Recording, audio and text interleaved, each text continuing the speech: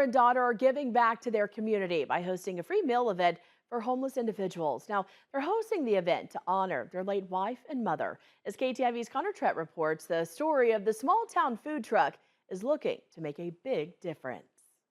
The green plates, if there's 5 of those big green brown ones.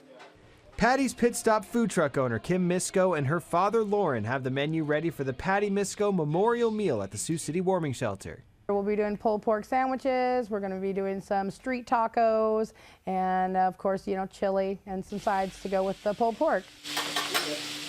The food truck family is preparing for their 5th community feed, where they expect to serve more than 500 free meals to people in need. The people that receive the meals are more than grateful. I mean, some of them, it's their only hot meal of the whole day. So, I mean, that's good to provide that for someone else when they can't provide for themselves or just they need a hand up. In 2024, the meal began at 11 a.m. By 10:30, there was a line down the street. Overwhelmingly gracious. They're so happy to have a food truck experience at the Warming Shelter. It's a really good feel-good day.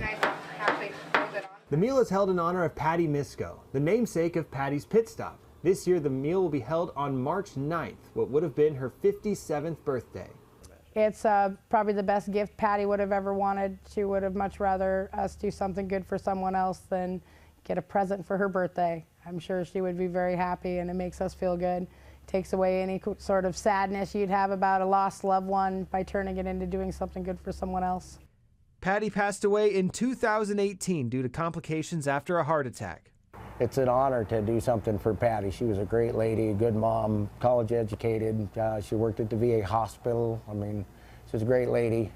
In Correctionville, Iowa, Connor Trett, KTIV News 4. Patty's Pit Stop is accepting donations to help fund food costs for that community feed.